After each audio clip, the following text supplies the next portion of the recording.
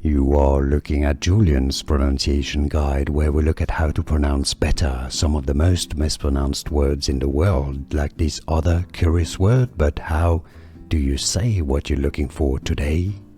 Let's learn how to pronounce those two words correctly in English, their pronunciation. So the top word is the past tense and the past participle of the verb to shine, and the bottom one is to show. So they have different meanings.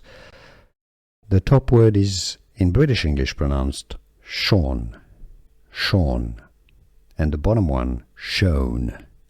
Now the problem is that in American English those two are pronounced exactly the same way. So the Americans in the US say both of those as shown. Okay, so to shine, shown, and to show, shown.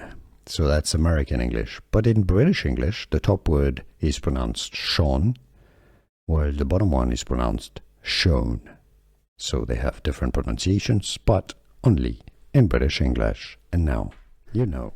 Here are more videos on how to pronounce more confusing words and names too many mispronounced. Like this video if you found it useful. I appreciate your support. I'll see you soon, and thanks for watching.